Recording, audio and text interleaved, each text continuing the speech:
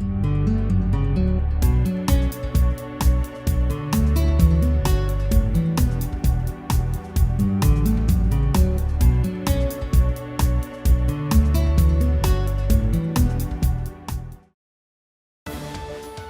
Plainville Board of Education, preparing students for success in a changing global society. So tonight I have one everyday hero that is not on the board agenda, and that's Mr. LePage. Mr. LePage was nominated. Mr. LePage was nominated by Taryn Emery and her son Ray Mauskis. She writes in her nomination that Ray has struggled as a young student and making friends in school, and as a mom, she was really worried about that. And when it came time to go to high school, they were both very, very nervous. However, due to the efforts of Mr. LePage, Ray completely came out of his shell and evolved into this incredible young man that many of you know personally today. And I would agree that he's an incredible young man. Participated in our strategic planning process, a big member of our robotics team here at the high school. Mr. LePage not only formed a bond with Ray, but he was also quick to calm him down and assure me that Ray was okay. When we got the news of his promotion, we were happy for him because it was well-deserved, but sad for Ray and my crazy mom self. You wrote that. Recently, he has proven once again that he is still available to help Ray in the high school when he was called upon. Ray has been really nervous about college and exams in his many roles, one of which is captain of the robotics team. He explained that they were struggling with finances, but was reaching out to someone who'd always been there to help. I honestly had no idea what he was up to until recently when he explained that he shared his concerns with Mr. LePage, who quickly wrote a grant to Dr. Pettit and the Pettit Family Foundation. Today, and this is going back several months, we went to receive the check and take some photos. As we were leaving, Ray told me that he was so grateful that he could still rely on Mr. LePage, whether to chat about a rough day or share concerns about PHS. That is when Ray and I decided that he had to be nominated for this award. So, congratulations, Mr. LePage. Come on up.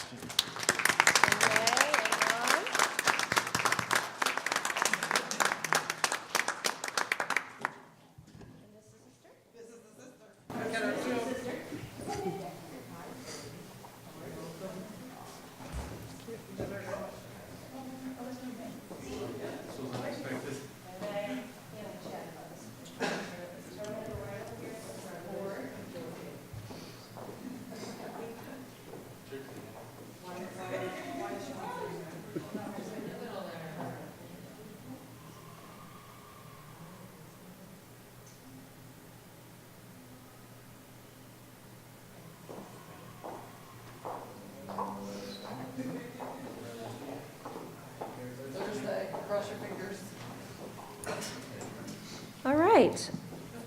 We have two more awards to give out, and I'm so excited that these are some remarkable young students in our district that are going to be honored tonight. Our first young student is Mason Martinez. He is a second grader at Wheeler, and he was nominated by Mr. Batchelder, his principal. Mr. Batchelder noted that Mason's family had a tag sale, and his parents told him he could sell the toys he no longer used and save the money that he earned. He decided what he wanted to sell, he boxed them up, organized them, and helped his mom with signs to advertise. A few days later, the hurricane tragically devastated Puerto Rico. So the family was having a dinner a few days later discussing how awesome it was that the PHS administration was planning to sleep on the roof to donate money to the recovery efforts in Puerto Rico, Texas, and Florida. Mason heard this and said he wanted to help. He said he had his tax sale money in the bank that he could donate.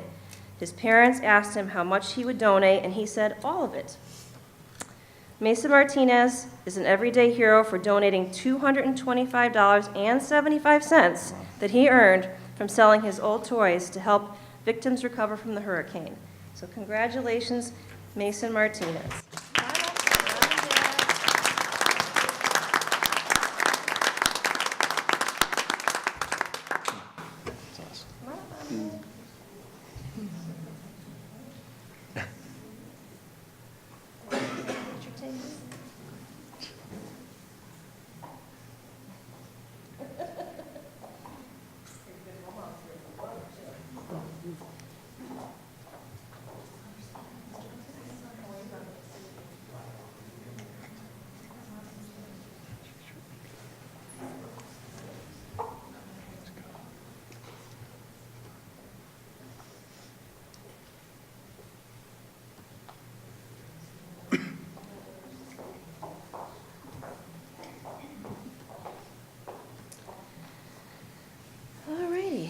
And now we have three very special young ladies from Linden Street School who are going to be awarded this evening. And I apologize if I'm not great on the names. I'm going to try. We have Lily Wyzorczyk, Haley Kaliz, and Braylon Petinaud, nominated by Principal Eshu at Linden Street School. These three young scholars decided on their own to purchase some candy and lemonade supplies. With these supplies, they held a lemonade and candy stand with all proceeds raised to be sure that I slept on the PHF's roof, and I can tell you she was up there. And I know a lot of the students came to cheer on, which was awesome.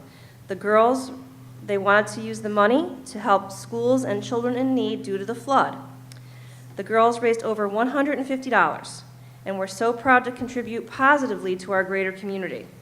We at Linden were so touched by their thoughtful and generous care of other scholars. It should be noted that these three young ladies are enthusiastic participants at Linden, and we are very fortunate to be the benefactors of their positive attitude and showing cares daily. Rock on, Braylon, Lily, and Haley. That's Principal Eshu wrote this, by the way. Yeah.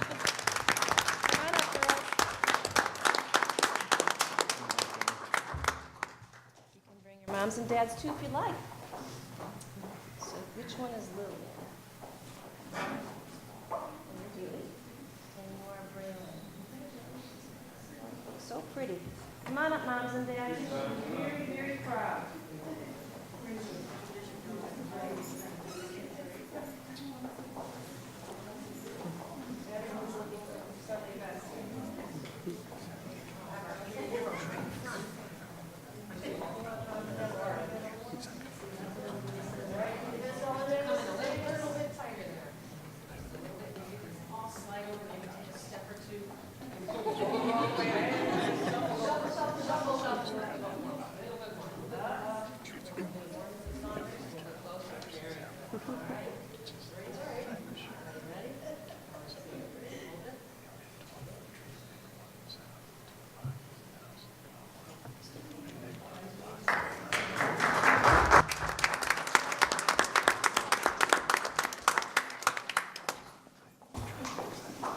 And that concludes our Everyday Hero presentations for this evening.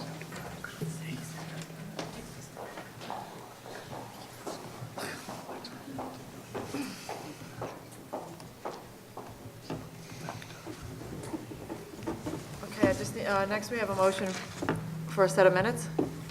Madam Chairman, I move that we approve the minutes of the November 13th, 2017 regular business meeting of the Plainville Board of Education. Second. All right, I have a first and a second. Any additions or revisions? All right, all those in favor? Aye. Any opposed? All right, thank you.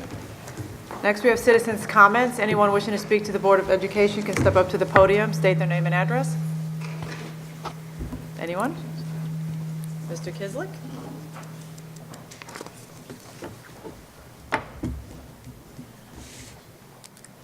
By the way, we do welcome anyone that wants to stay for the rest of the meeting, but feel free if you want to exit now, it's fine. John Kislik, 65 Forestville Avenue. Good evening, Board of Ed members and administrators. I haven't been here in a long time, but you have one person to blame for me being here tonight. Chairwoman Saunders made a suggestion at the last council meeting that I hadn't been here in a long time, and we need a little bit of action at this meeting. So here I am. I went on your website December 8th to check some information on your site, and a site popped up about the railroad derailment.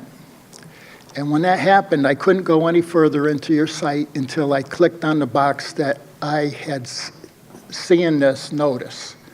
And I'm wondering if either after the meeting or under citizens' comments, if someone could explain to me what that was all about. I've never seen anything like that, and I didn't know if it's a liability thing. Once you go on the Board of Ed site, you acknowledge that there's a problem in town. But that's just one thing I have. The other thing, as far as on your website, you have two Board of Ed employees that I want to acknowledge and tell you that they do an excellent job. One is Joan Calistro, and the other is Tina Grigas. when you read their minutes, it's like you're at the meeting. You don't even have to attend the meeting. They're so thorough that I can read their minutes, and it's like I was there, so I have things to talk to you about. And there's one other person that I like to thank for taking care of a personal problem that I had, and that's Assistant Superintendent LePage. It was excellent, and I appreciate it. Thank you, Mr. LePage.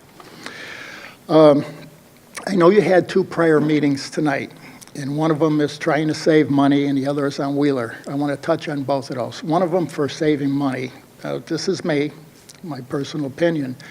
You have a capital project coming up for $1.7 million for the driveway, the parking lot, and some stuff on the tennis courts. So I'm wondering if that was taken under consideration to hold back on that. Maybe you discussed this, maybe you don't, but that's one place where I see if it's possible, if that referendum that was passed, if the money could be held back for a while. That would help on the savings. On the Wheeler School, I'll talk about that in a minute. You had the town council approved the track settlement for the damage on that track. They didn't announce what the results were. So I'm waiting for either the newspapers to pick it up, because we have a lot of people in town. Some people asked me to talk about it tonight, about what the results were for the settlement, if the taxpayers had to pay more money or if the original contract price covered it. But if it doesn't come out in the press, I'll write a Freedom of Information, but I'll give it to the town council. I'm bringing it up here to you because it's part of the education system. The other thing on Wheeler School, I just want you people to know I was never against that project. I was against the amount of the scope of work and the price. And I want you to understand, I come from the old school. I had my 50th graduation anniversary a year ago. And when I went to Linden Street School here, our desks still had the holes for ink wells. So maybe I'm a little behind in the times. But it was announced that they had to cut $705,000 from the project to qualify. And this is something I've been after since day one. I said they could cut $5 million from that project and still take care of the children. And I still believe that's true. If you look at the minutes, and I'd like all of you to look at the last minutes from the Capital Projects Building Committee, you see things in there like they want more than $10,000 to do a survey of the property. They want over $8,000 to test if the slab has moisture. I'm sure Steve from the facilities department can tell you if there's a problem. They like to waste our money. There's so many things in that project, in my opinion, that they're wasting our money. And the other part of the minutes were that the school is overbuilt. You have to find 45 students. So this is another point that I have, that things are, I think, a little bit overboard on that project. And I know this board and administrators, you do what you can to work this out, because right now we're getting hammered by the state. So whatever you can do with the administrators to somehow, do something with this project to help us out, maybe try to bring it down more or whatever we have to do. But that's about all I have, and I'm not politically correct, so I want to wish all of you a Merry Christmas and a Happy New Year. Thank you. Thank you, John. John, if you see Dr. Brummett after the meeting, she can update you on the website issue. And I just wanted to just correct one thing. When we had the subcommittee meeting, the finance subcommittee meeting, we're not looking at reducing the referendum. That's already passed. That's not, we were just talking about the issue, like you said, with the 45 children, additional children, and the $700,000 that was reduced, that the state reduced the project. That's what we talked about. We're not talking about doing anything with reducing the referendum. It's passed, so that's beyond us. Okay, next we have our council, I'm sorry, was there anyone else that wanted to speak to the board? Sorry, I didn't want to, okay, thank you. Next we have our council liaison, Mrs. Puglisi.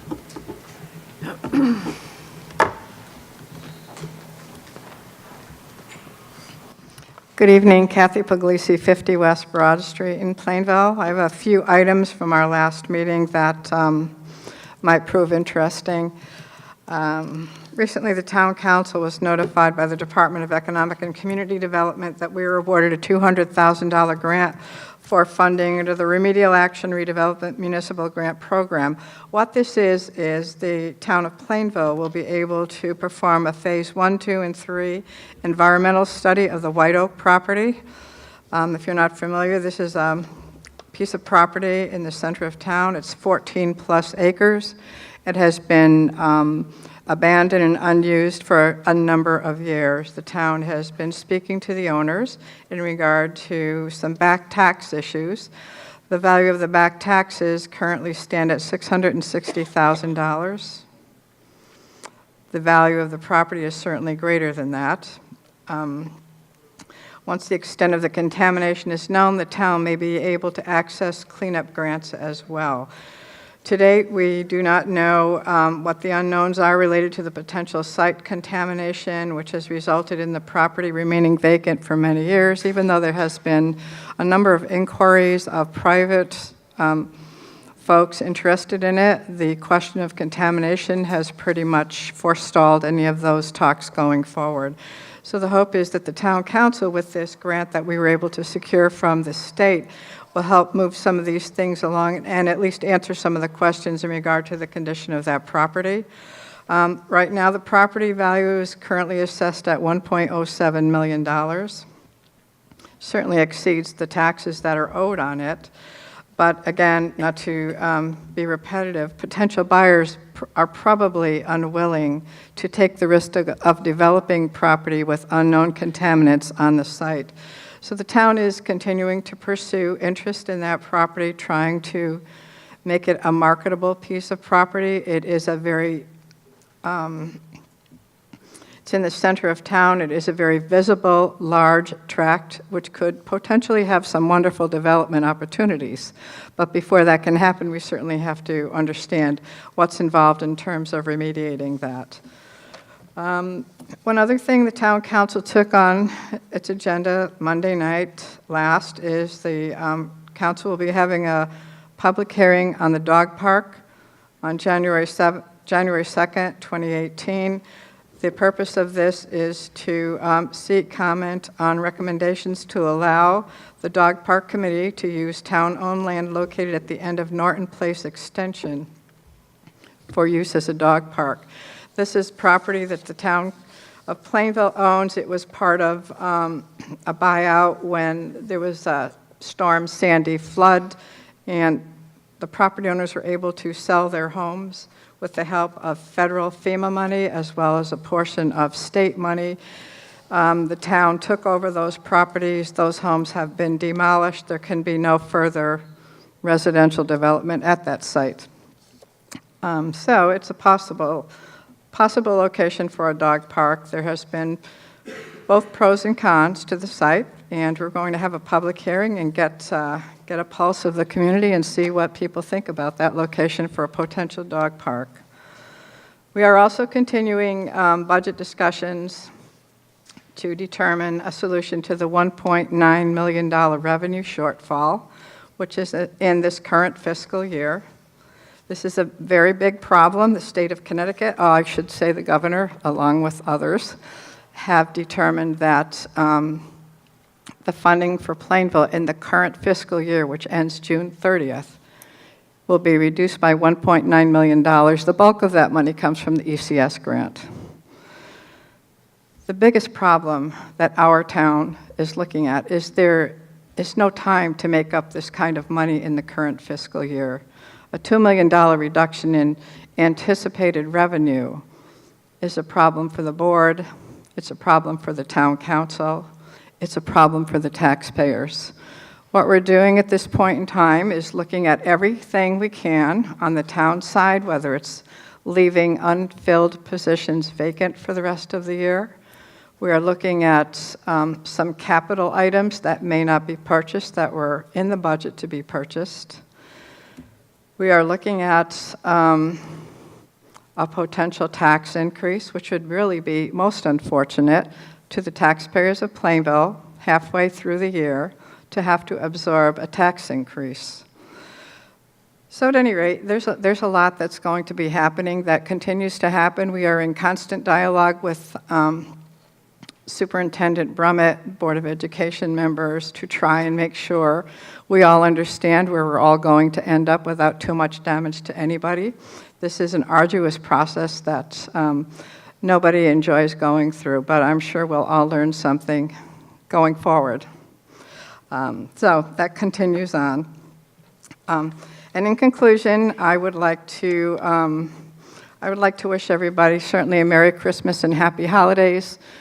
This has been a hard year for a lot of people, and my fear is it's going to get worse as time goes on.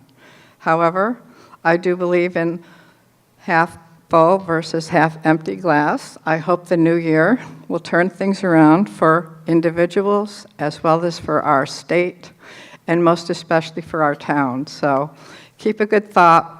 Everybody's doing the best they can, and we will keep you in our minds as we walk through these difficult discussions.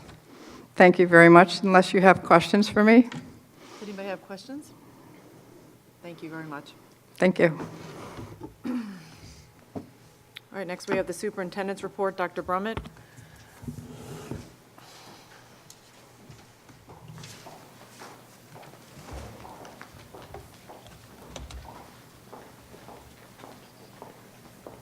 Okay, Mr. Adlerstein and I will present a budget update, and toward the end of that, Mr. Ross will be joining us. Thank you. Thank you. As I always like to remind the board whenever we talk about budget, that this vision document is what drives all of our decisions, and in the coming weeks, as we further unpack what our budget looks like for this year, these three key elements, students, teaching, and learning, and the actions underneath them, are what has driven the budget development process and will continue to drive the budget process as we go through the next several months.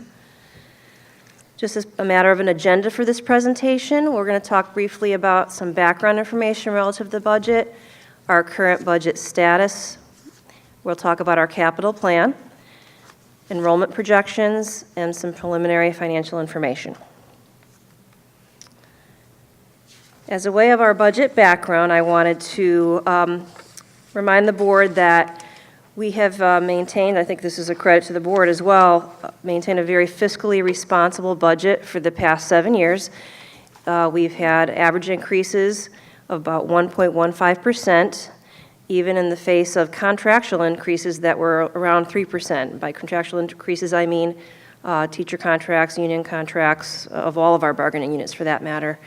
Last budget year, we did receive a mid-year cut of ECS monies, and through an agreement with the town, reduced our budget by $100,000, which we did pay back to the town at the end of this last fiscal year.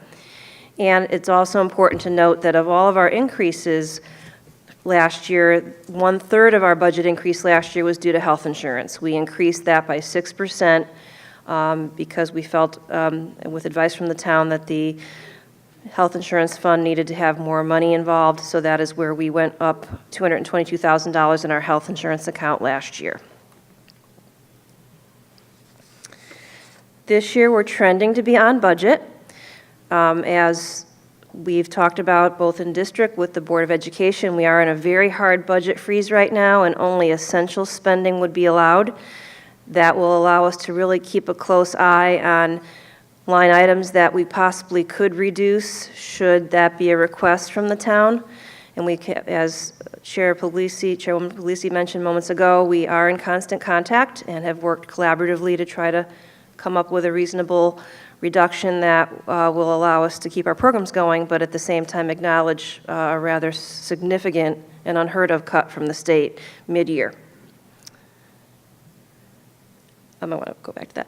And as we mentioned, whenever you have any items that you reduce from your current year's budget, there's pluses and minuses to that. If we look at our repairs and maintenance line, we can put those off, but you run the risk of some sort of item breaking down and having a more expensive repair cost at that time.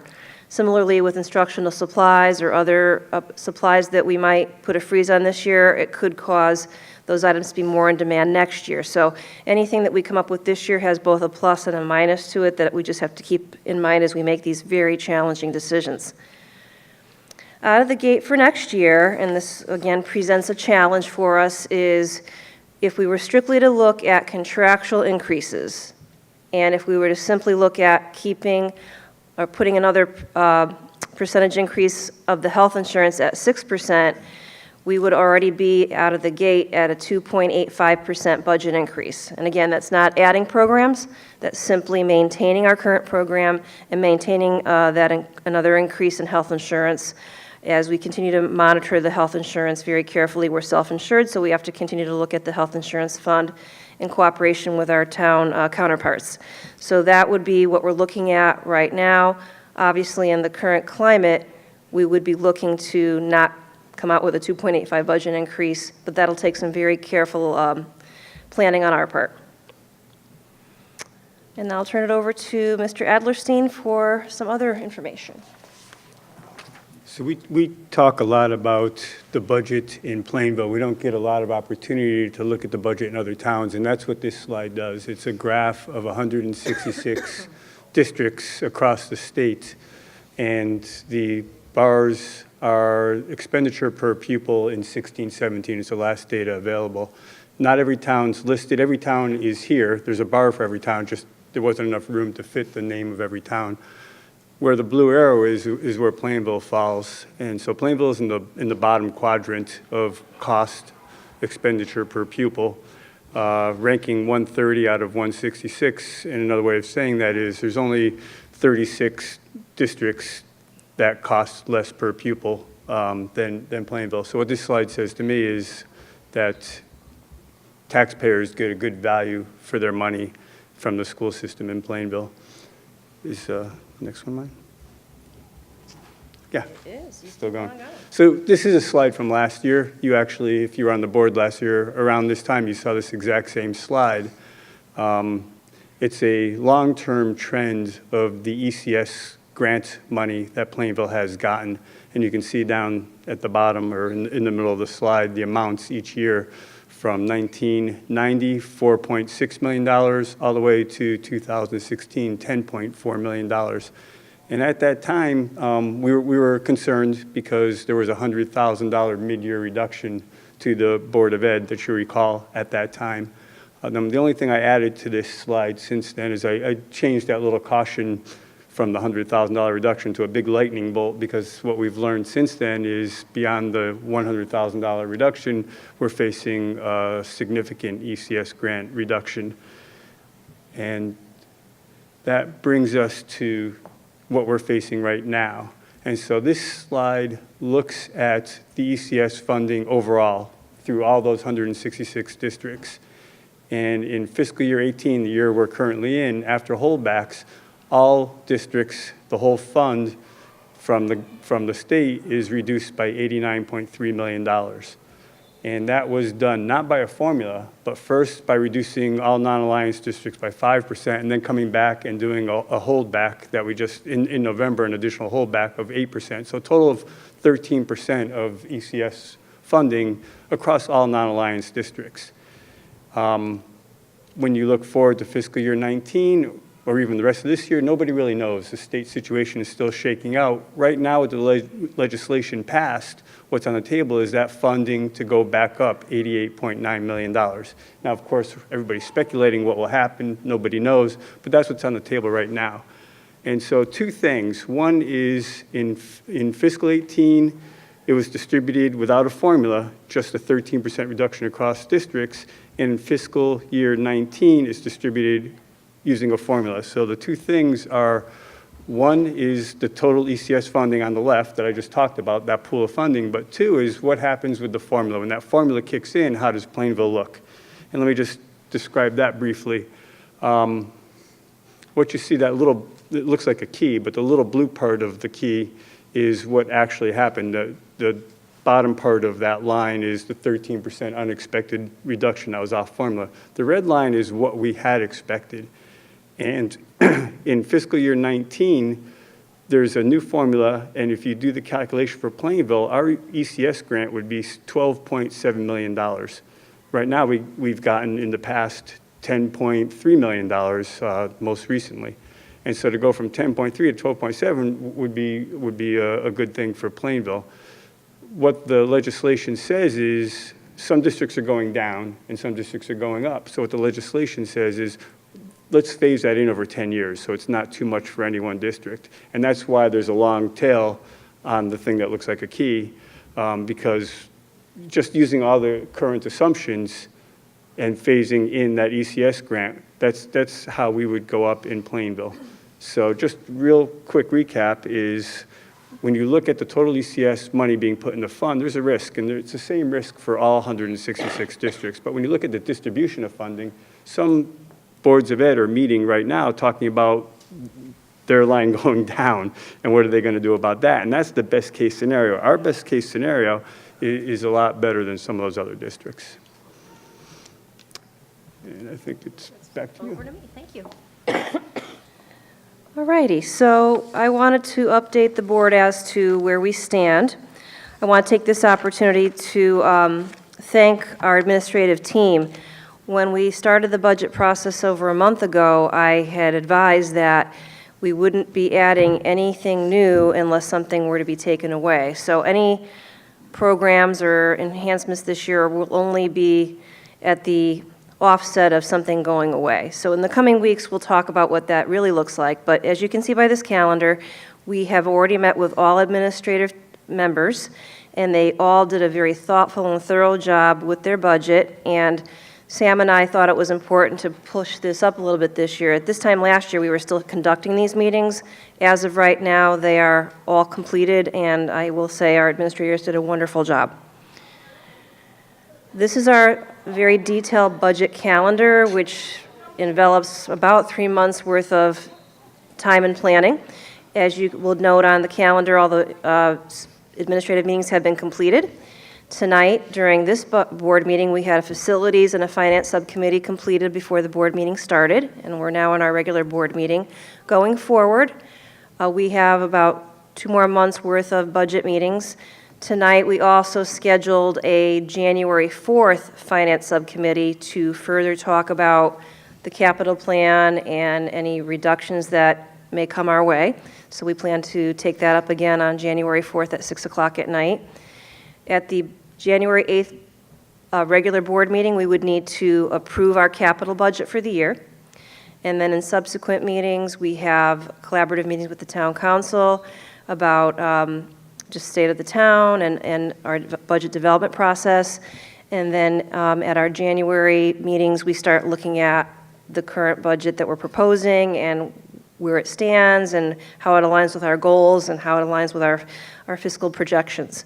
So that transpires in late January into February. And then at the February 12th regular board meeting, we do need to actually vote on the budget as a board and approve it. And then subsequent to that, I meet with the town council and collaboratively present the budget to the town council, both at a regular meeting and then in a public hearing on March 8th. And at March 12th, we have a regular board meeting, and then there are subsequent work sessions that the town will be conducting, which finally results in an all-day budget vote on April 24th. So the meetings are all scheduled in front of you on a piece of paper, and obviously I will keep the board updated if anything were to change. So now we'd like to do a brief overview of our capital plan as it currently stands. Earlier this evening, Steve Bussell met with the facility subcommittee and reviewed what has been done this year thus far, and all of his facilities items have been completed with the exception of 2. He has done a cleaning equipment purchase. The district-wide security improvements are on hold. We have applied for a grant that would allow us, if we were to spend the $25,000, we would get back close to $180,000 in state monies. That would enhance a lot of things in our schools, from cameras to lighting to vestibules at Linden. So we are waiting to hear whether we've been approved from that grant, and Mr. Adlerstein checked today. We should know within the next 2 weeks. The PHS partition doors in the tech ed hallway has been put on hold in light of all the budget concerns. And the other items have been done. The entrance, handicap access entrance here at the high school needed to be done this year to accommodate a student. And the kitchen floor was actually done last year, but there was a shortfall there, and this $4,200 was to make that whole. Looking at next year, Mr. Bussell put forth tonight $65,000 to repair the smokestack here at the high school. That was not done as part of the renovation 8 years ago, and it is starting to deteriorate, and we're monitoring it closely, but that would be the cost at this time to repair it and prevent further deterioration. He also put forward some cleaning equipment, an upgrade to the automation system at Linden, which actually is more than just Linden. It would also be the high school and Tafalon, and that is automating with lighting and other controls to make the buildings run more efficiently. And last but not least, an update to the AC larger unit, and there's terms in there about head end. I'm not exactly sure what that means, but thank you. That will allow us to run things here at the high school a little more efficiently as well. So that are the things that Mr. Bussell put forward tonight. I'd now like to turn this over to Mr. Ross. I'm sorry, we had one more thing under facilities, removing the underground storage tank at the middle school. That is a mandate at the 30-year mark. We're just shy of the 30-year mark. It could be included in the project that we may hope to do somewhere down the road for the middle school, but when it's included in a project, it's quite a bit more expensive. So he's recommending that we consider that right now, and that would be $15,000. So the subtotal for the facilities budget is $116,318. And now I will turn this over to Mr. Ross so he can discuss the technology component of the capital plan. Good evening. Thanks for having me. So I want to start off talking about the capital improvement for E-rate. We've used this program for 3 years. The E-rate program under the Category 2 is used for schools to help improve their networks and connectivity. Since 2015, Plainville has used $181,000, or has available to them, $181,000 that we have to match dollar for dollar because we get a 50% reimbursement. So every dollar we spend, we get a dollar back in return. In 2015, we used $33,500 for new networking equipment at Linden and Wheeler. In 2016, we replaced the entire network wireless system district-wide. It cost the district $67,000. In 2017, we updated the core switch for $11,500. So we've offset $112,000 in networking equipment that we wouldn't have been able to do without this funding. So basically, $224,000 worth of equipment over 3 years. We're looking for 2018, we're looking at replacing the networking equipment at Tafalon for approximately $45,000, a total cost of $22,500 to the town of Plainville. This equipment would be used to move into the police department, town hall, fire department, and library to bring their networks up to speed. The equipment they have there is already hand-me-down equipment that I've given them that we had on the shelves 3 or 4 years ago. This equipment will allow us to move forward with our new phone system because this equipment has the ability to put power over the network. And it's more modern. Some of this stuff we're trying to do at the police department right now cannot be done. We actually have to move the equipment towards the school network to allow us to do what's called replication. So that's the E-rate portion of the budget. This is the breakdown of the upgrades for Tafalon, item by item. Next is the Chromebooks. This is our 5th year with Chromebooks in our district. Last year we replaced the last of the Samsungs are no longer in use, and we put the 3rd, 4th, and 5th grade. Now we're using new Chromebooks, and that was a big improvement because they had been kind of not getting technology upgrades as much because we had focused on the middle school and high school over the years. They'd been getting the hand-me-downs from the high school. As our seniors left, we kind of did, the first year we gave them to the 5th grade, the second year we gave them to the 4th grade. The year after, we kind of gave 3rd grade a few. We were kind of running out of machines. But they're over 5 years old now, and those devices had to be retired. We were lucky. We thought 3 years was a push. We got 4. The next thing, the second year of Chromebooks, which are the ones in use right now that we're looking to replace, are in grades 9, 10, and 11. They were given to these students when they were in 6th, 7th, and 8th grade. So they've taken some beating over the years. They've kind of, the kids, some kids take good care of them, many don't, especially when they're in 6th and 7th grade, but they're using them still. So we're looking to replace next year's grade 6, grade 10, and grade 11. We like to try to give the 6th graders a device that will last them 4 years, and then grades 10 and 11. Next year's 12th graders, we're going to use the machines that we've collected back and give them as best machines we can for the last year, because we would like to do 4 grades, but I think it's just too much at this time. And at the same time, we have to buy the cases for the 6th graders that we've been buying for the last few years. It's a zip-in, always-in case that they use, and we're going to continue doing that as we keep giving 6th graders devices. So I want to talk about the Chromebooks a little bit, is also that over the last 5 years, we've used no board funding to repair any of these devices. We've used the insurance funds that people have paid into to offset their costs for repairs, and that fund has stayed healthy enough that we've not spent a single dollar to buy screens, to buy wireless cards, to buy extra cases, to buy units to try out for second. Even when we are testing new devices, we use that fund to get a new device that we can try it. We usually give it to someone else afterwards. So again, the board funds have been used very well through the Chromebook process. I also want to reiterate that we haven't invested in other areas. When we made the decision to go Chromebooks 1-to-1, we haven't invested in computer labs at the school. So at the high school right now, there's an art computer lab. There's a computer lab for the STEM lab, which we pay for with adult ed. It's a shared lab, so adult ed actually pays for that lab.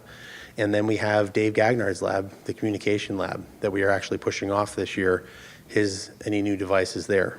So there's no general computing available in the district if we do not continue down this road.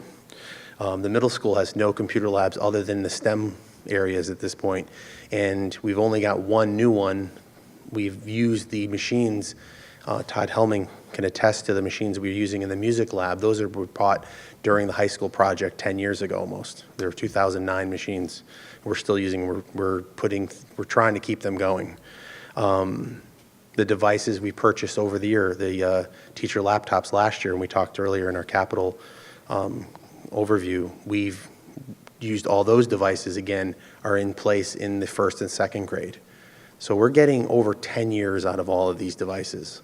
So I want people to understand that, at least the Apple devices that we're buying. The Chromebooks, there's no way you're going to get 10 years out of these devices. They're $200 computers. So, I just want to kind of talk about that. And the same thing is at the elementary level. We need to continue this cycle because we really haven't invested into their computer labs. We're keeping them going the same way we did in the others. But, we're doing our very best to kind of move the monies around where we can in the machines as we move forward. So another part of this that we talked about, and I think we've talked in the past about when we did all these projects, right?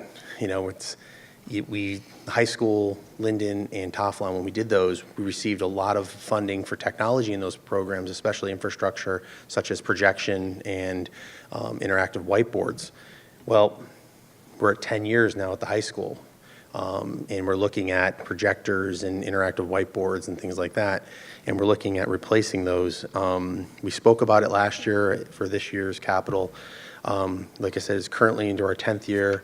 The system is a ceiling-mounted projector with interactive whiteboard and a sound system in each room. We're proposing a new system that replaces, for this year, half of the classrooms. The following year, we would do the second half. interactive displays, basically big monitors like those on the board, on the wall there that would go over their boards. They have a longer lifespan. There's no bulbs. A bulb approximately 3,000 to 4,000 hours of use before you have to replace it. You get 100,000 hours out of a screen or more. So, I have a TV. I tell this story. I have a TV that's older than my son, and it still looks better than, as the projectors age, they don't seem to age as well. The picture gets harder to read. You're turning more lights off in the room to try to project at the same time. So as we move forward, we're looking at doing 35 classrooms over the next 2 years at $87,500 per. So this is the breakdown for the 18-19.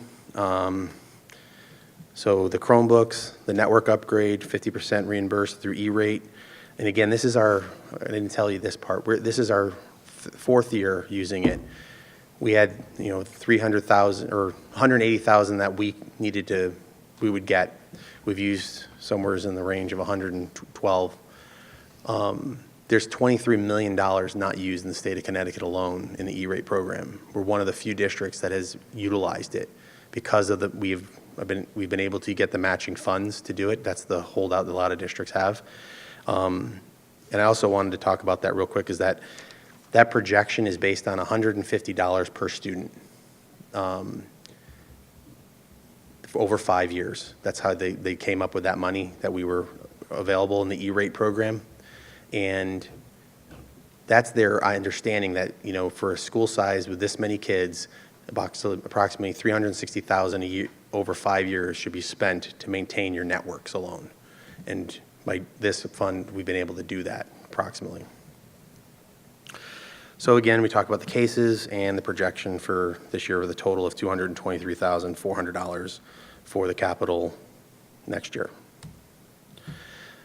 And then the following year, I don't have as much detail, but we're looking again at the projectors for the displays for $87,500. High school laptops that were originally in this year's budget, we pushed off to next year. Wheeler teacher laptops as well. Dave Gagnard's communication lab. The kindergarten iPads we pushed off as well. Try to get one more year out of those. They'll be over 8 years old by then.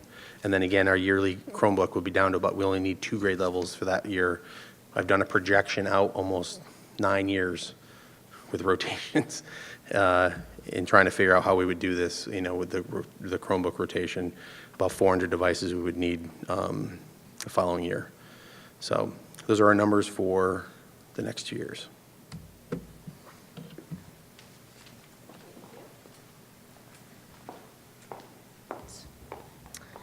During the budget process, we look at our enrollments, which is a real healthy thing to do every year as you're looking at your expenditures.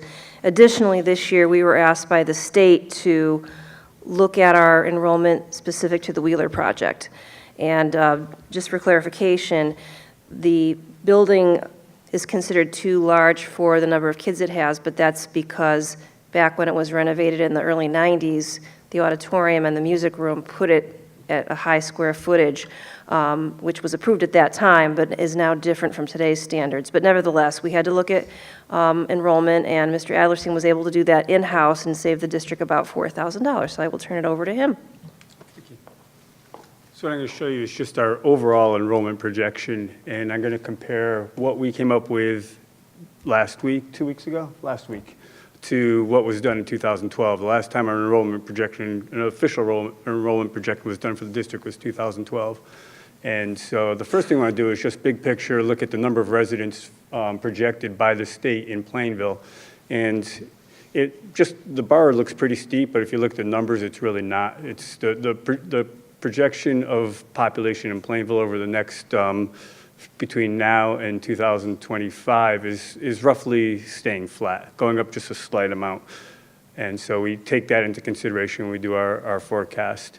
We also look at our market forecast, and where you see that red triangle in the middle is what the situation looked like when that last enrollment projection was done in 2012. There had been a sustained market value decline calculated by the home values being sold in Plainville.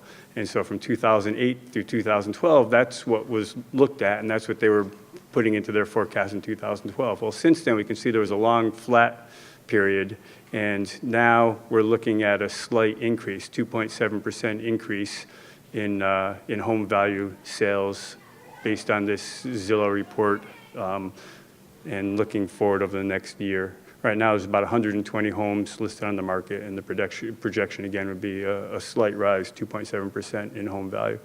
So that brings us to the, sorry for the busy schedule, there's an awful lot of information on here, but this is the overall forecast. The first 4 years are what was projected in 2012, and now we have actual numbers. So we can look at those first 4 years and say, how did we project compared to actual?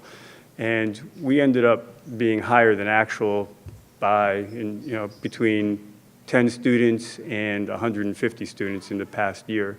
So the enrollment projection was below what we actually achieved. The next section of this report is overlapping years. The blue bars are our new forecast that we forecasted last week. The red bars are what was forecasted in 2012.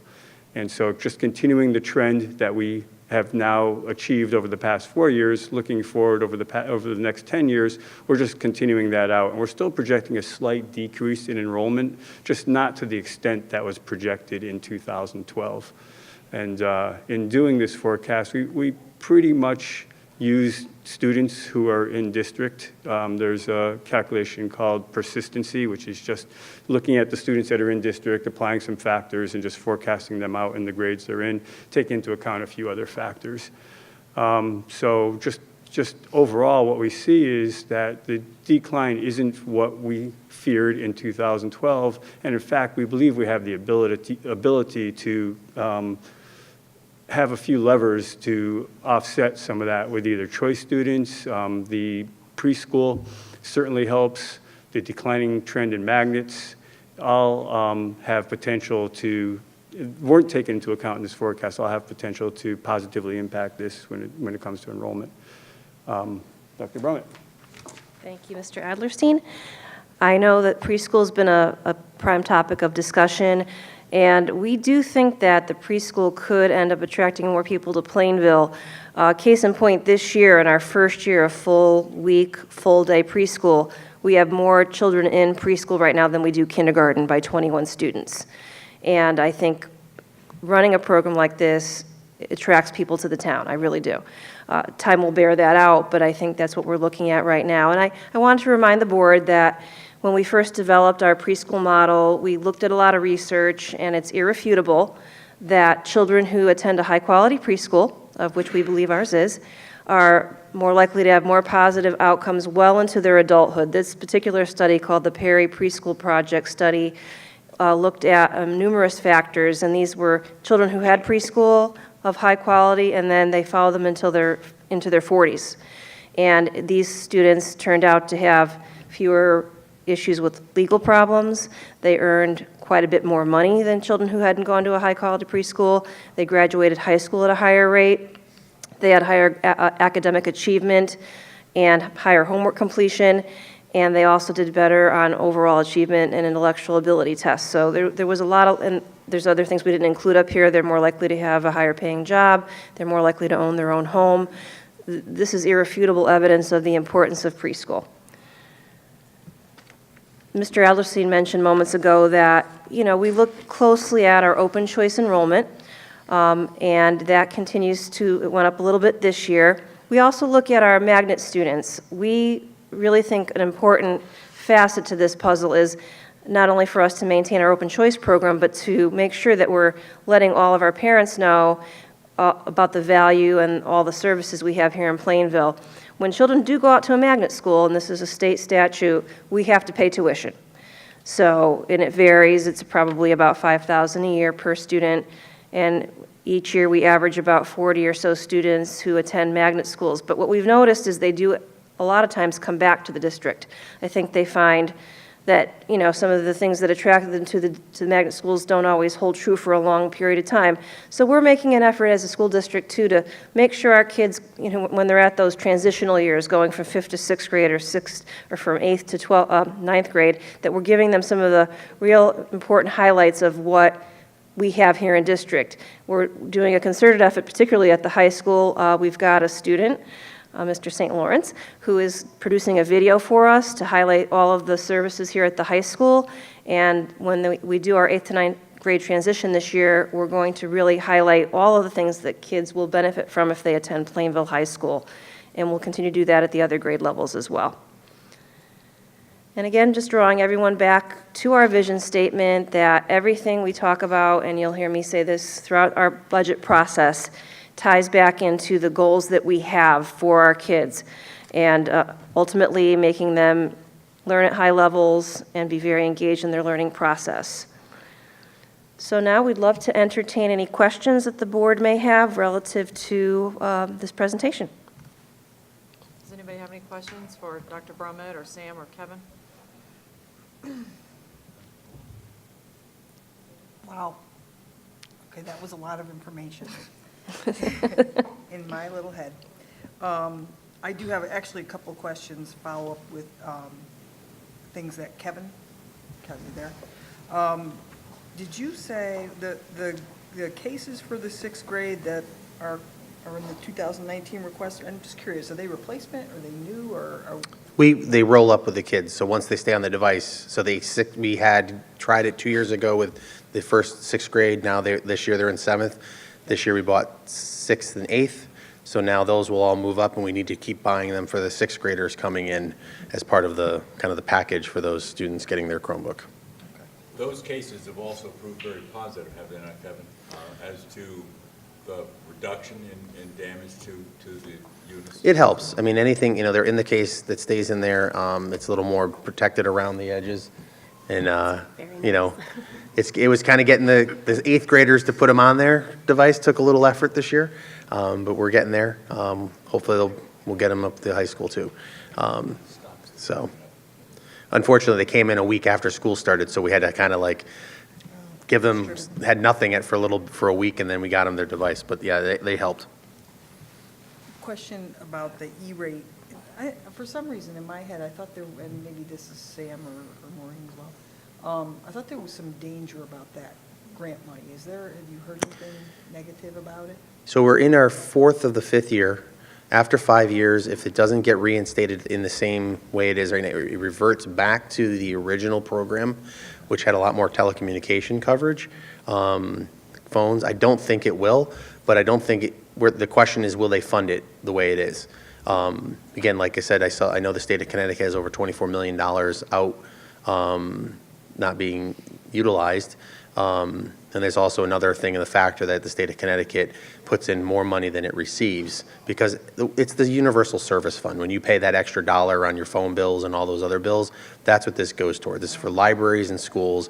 Category 1 money is to actually get internet connection, and it used to be phone connectivity. Category 2 is the infrastructure they added, and before we never were able to apply for it. 3 years ago, they made the change because you had to be like an 80, once the like top 3, the top tier districts, your Hartfords that had higher free and reduced lunch, they would empty the pool. So we would apply and it'd be like a waste of time. We wouldn't get the money. This year, it's been guaranteed because they have this formula now based on your reimbursement rate. You're going to get the money if you have the investment in it. So it's why we try to do it a little at a time. It was huge getting the wireless upgrade that we did. I mean, basically, $140,000 wireless upgrade for just under $70,000. So to me, it's a great thing. And then again, we're reinvesting in the town. The devices have to stay there for 3 years. After 3 years, they can be reutilized in other locations. So this is, again, a way of making the town more sound because, again, the equipment from 3 years ago came out of Linden. When we first did it, Linden, that equipment went in the town because their equipment was old or non-existent. So we've been rolling that as the shared services group, and I already spoke to Robert about this and the Capitol and, explaining that. I have a larger package I'd like to bring to the council as well about Category 1 monies to actually build the fiber network. And so there's more coming on that, but it's more of a proposal and we'll see. But if the schools do it, we'd get 50% reimbursement to build the fiber network in the town, and then the town would have to build their portions at 100%, but it would lower the cost of that whole project that we've actually gotten approval twice, but haven't been funded, so, to do. I appreciate And that would help with the other projects that we're doing, the phones and other things. I appreciate the knowledge on that, because I know that there's a lot to go with that E-rate, and it's very important aspect of the funding, and to be able to know how to use it correctly. And then the last question I have for you, Kevin, was the projectors, the replacement projectors at the high school. Did you say audio too? Is it? The audio system would stay. We would tie back into the audio system. Okay. Those should work. You know, audio is pretty straightforward, unless the parts were to break. Those haven't, but as the projections devices, the fans and all the things on it, and then the boards that we use, after 10 years, the software even, we're having a hard time, you know, they've ended the life of the software. We're still good for another year or so, but after that, you know, they're moving on to the new products, which are mostly interactive displays.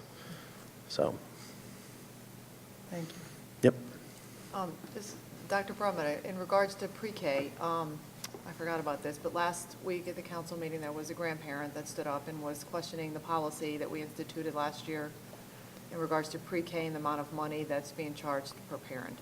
So could you just go Sure. over that and let people know, you know, where things stand? And I believe he had misinformation, but I just Okay. wanted you to verify that. I'd be happy to. So we are collecting fees. We're allowed to collect fees from families who, we have a sliding fee scale, so parents who are not eligible for free reduced lunch pay $100 a month, and then it goes down from there depending on their lunch eligibility. We cannot charge special education students because they are entitled to a free appropriate public education, and they have an IEP for being there. But we have collected fees, and for families that have not yet paid, we will be starting a billing process. We had orientation over the summer, and we had let parents know that we're just asking them to pay. Here's what you owe for the year. But some folks have not paid on their own, and for those folks, we are going to start a billing process. But we have collected quite a bit of fees, and then next year, we intend to raise those fees because we're certainly a very reasonably priced preschool, so we think we can raise them just a bit to help some of the offsets that we need going forward. But the parents do have till the end of the school year to pay the bill up. Correct. So if they get Correct. behind, they can catch up. We prefer they pay sooner rather than later, but They committed to a fee payment, and I'm not sure if we made them sign, but there was a letter, and they had to commit to monthly, 2 times a year or 4 times a year. So everybody's committed to that fee payment. The last district I worked in, that was as much as we did. We eventually instituted billing, but we went for years with paid preschool, with folks signing a commitment letter. We didn't bill them monthly. You know, we're not like the phone company. And people honored their commitment. Eventually, we did start billing, but we didn't bill everybody. We billed folks who were having problems keeping up. One other question is, I had a parent whose situation at home has changed where one of the parents had lost their job. So I encouraged them to, if the status has changed since they started that at the beginning of the school year, they should go to the administration and you know, work a different arrangement. That Absolutely. At the time, the parent did not want to do that, but I encouraged them that if things had changed, Yep. they should. And that's true for our free reduced lunch program. If your status changes, you can reapply and be eligible. Okay, thank you very much. All right. Any other questions? The enrollment information, I'm assuming you were going to give us a hard copy on that, Sam? Yes, we can So provide that. That's just like, it looks great, but I'd like to Sure. wrap my brain around it. All right, thank you. I'd like to thank Mr. Adlerstein you. for all his work, and Mr. Ross, and Mr. Bussell for helping me put this together.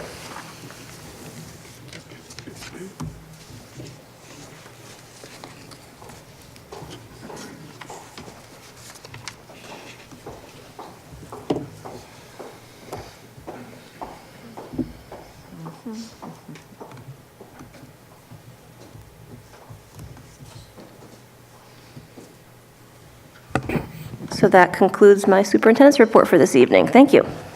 Thank you, Dr. Brummett. Okay, next, we'll move on to board subcommittee reports. We have no student representatives. Facilities, Mrs. Terrell, do you want to just review quickly what we did tonight? I mean, facilities met this evening prior to this meeting, and I think we've talked about most of the issues. We looked at the capital budget for this current year and next year, as well as, you know, talking about the status of the boiler at the middle school, which I understand is going well and should be complete, what did you say, by the end of? Before the Christmas break. Before the Christmas break. And we talked briefly about the Wheeler project status, mostly just to address changes that happened with the meeting from the state, not, and as Chairperson Saunders mentioned, as far as changing the project, that's not something in the purview of the Board of Education. That's something that was voted on, so that's the way that has to remain. Thank you. Okay, Finance. Ms. Peterson, she's our new chair of our Finance Committee. You can defer to Dr. Berman if you want. I will refer to Dr. Berman. Thank you. Certainly. So before, earlier this evening, we had a Finance Subcommittee meeting in which we discussed our current budget status, much of which was part of our presentation moments ago, and just looked at the board considerations for possible reductions, should we need to do that, and basically that we are on trend right now to have a balanced budget, and that there's been a hard freeze put in place, and that we'll continue to look at that as the situation warrants. We did also schedule a follow-up Finance Subcommittee on January 4th because we felt we need to revisit all of this and be ready to pass our capital budget at the January regular board budget meeting. So that's what we discussed in a half hour. Okay, thank you. Dr. Berman, did you have a turf committee report? No, other than we are going to try to meet before the holiday break because of some new developments with the turf. Decisions were made as to how the track was paid for, so we'll be updating the committee and discussing those developments. Okay, thank you. The high school report, Mr. White? Yes, the PAC did not meet in November. That meeting was canceled. Their next meeting is scheduled for January 10th. Okay, thank you. Let's see, Tafalon. Nicole's not here this evening. I had Mrs. LeCoy send me a report. Let's see. Okay, she said, the PTO holiday extravaganza was held on December 1st. The evening was a big success and included games, crafts, a DJ, a book fair, and holiday green sales. The student council sold baked treats and hot chocolate. They donated the proceeds to the food pantry. The fourth grade students will be doing their annual community service project of decorating 3D paper trees that will be donated to Victoria Gardens, the Senior Center, the Plainville Food Pantry, and the St. Philip House. Tafalon Student Council recently announced their year-long commitment to recycling by joining the Pepsi Recycling Rally. This is a free nationwide program that helps to make recycling easy, fun, and rewarding. Since Pepsi's donated several bottle recycling containers that the Student Council has placed around the school. Student Council members donate the bottles and the cans to the Plainville Food Pantry for redemption. The PTO held a potluck dinner for teachers during the recent conferences. There were lots of tasty treats, it says, for the staff. And the PTO has decided to cancel their December meeting, which was scheduled for this Thursday. Their next meeting will be January 11th. Okay. Linden, Mrs. Hardy? I have nothing to report at this time. Oh, Paula left, okay. Middle school, Crystal? So yeah, we met on Tuesday, November 14th.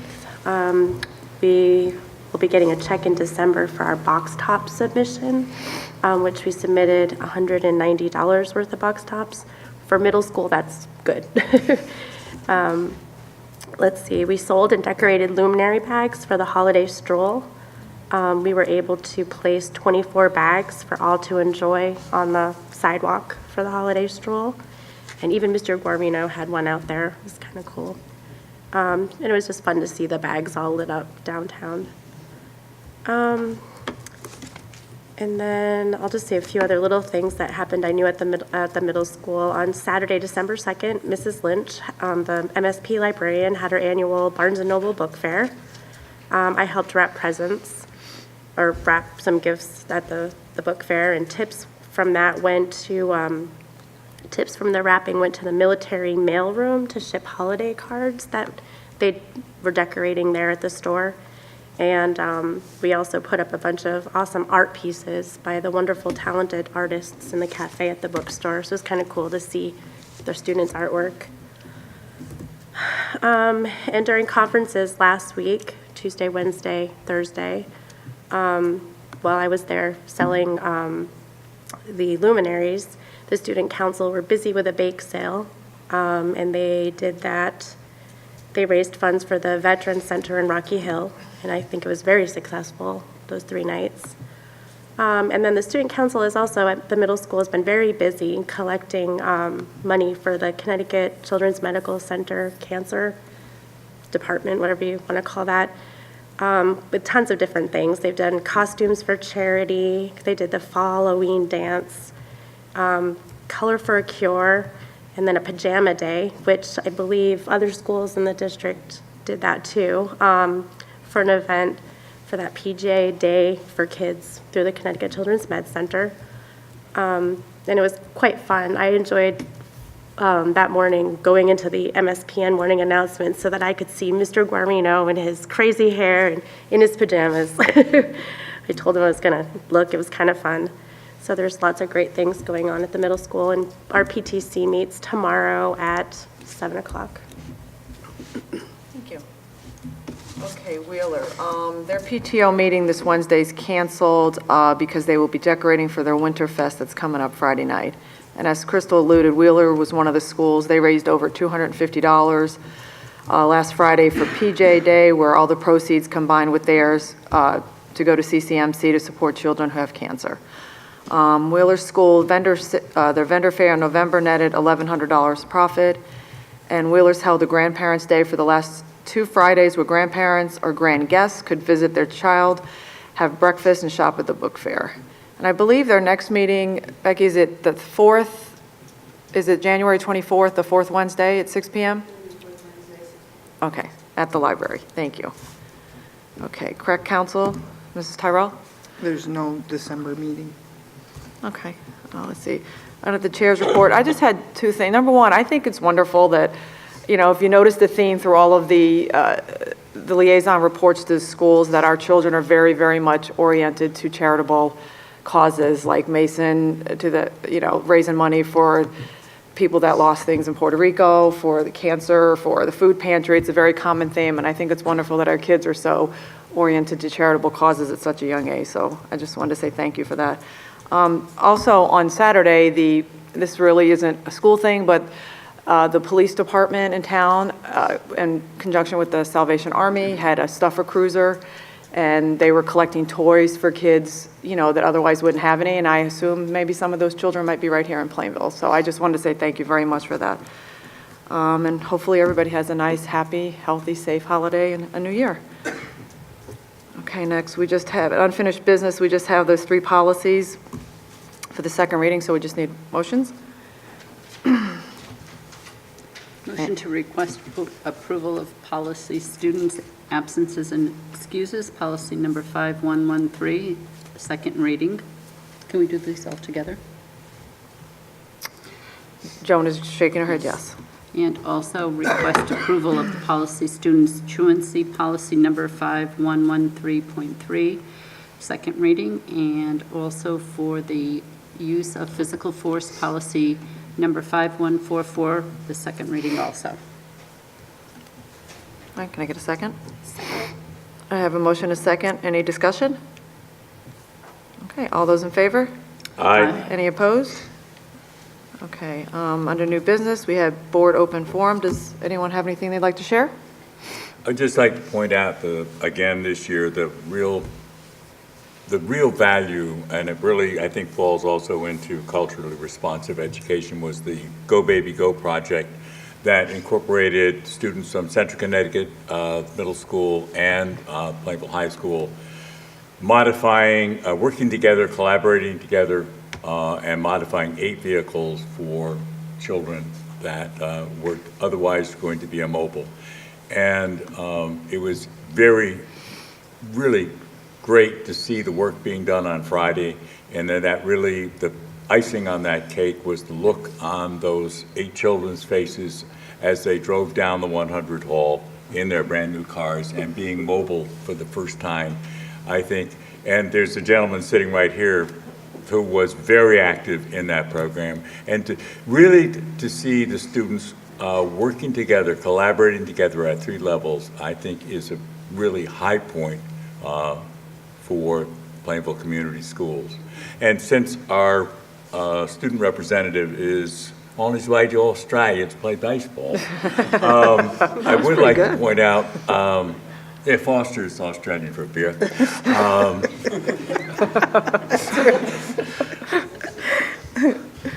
There was a very good concert here. The middle school band concert here a week ago was really great and really good musicianship. And we have to look forward to on the 20th at 7:30, the high school music program will be in the auditorium. And if you really want to get into the Christmas spirit, that is an ideal way to do it. And both the choral and the instrumental programs in Plainville Community Schools is outstanding and has been recognized naturally. And I'd just like to keep that in everyone's forefront. Thank you. Anyone else? I'd also like to comment on the middle school concert. I love how they start music in 4th grade, and I love to see the 6th, the 7th, and then the 8th, the progression that they make. And then I am excited about the high school concert too, because I heard jazz band has some cool stuff planned for us. And I really love the arts in our district. Anyone else? Just, I think we need to just kind of revisit our subcommittee appointments to just clarify who's where and Yeah. what. Maybe Dr. Brum, you could just send us all the, And so we then- all know where we are and where we need to be. Yeah, and maybe, and you know, we can, Yeah. maybe, you might even want to put an additional person on each one if people would like to be, just so we make sure that we're having enough people attend. I'd also like to thank Dr. Brummett and Sam, and I'm sure Mr. LePage did something, even though he didn't present. I'm sure he must have done something. Oh, that's right, he did get an award. That related to helping with the, you know, with what's going on with the budget and all the information and the efforts that have been put into that. And I know it's not easy because it's a constant changing landscape. I really appreciate working as well with the town council and the business and the town manager. I was going to call him the business manager, and I was trying to go. Mr. Lee, I think that, you know, that everybody's on the same page. It's really helpful, and, you know, it takes a lot of careful planning for there not to be crisis mode at this time. And there are a lot of communities where there is a crisis mode. This is not one of them. And so we are, you know, whatever we do, it's purposeful, and we're making sure that we're doing it for the right reason. So you know, I do appreciate that very much. And I think that's it. I'll just say happy holidays to everyone as well. Okay. All right, so there's no special ed this month. All right, next we need a motion to approve the budget calendar for next year, or for this year, sorry. Madam Chairman, I move we accept the budget calendar as presented to us this evening for next year's budget, for the 2018-19 Board of Education budget. Okay, we just need it. Second. Okay, we have a first and a second. Any discussion? All those in favor? Aye. Any opposed? Thank you. Next, we just need a motion for the consent agenda. I make a motion to accept the consent agenda. Second. First and a second. All those in favor? Aye. Any opposed? Okay, lastly? Motion to adjourn. Second. All right, motion, first, we have a first and a second. All those in favor? Aye. Any Aye. opposed? Thank you. All right, thank you. Have a good evening, everyone. Instead of slipping it.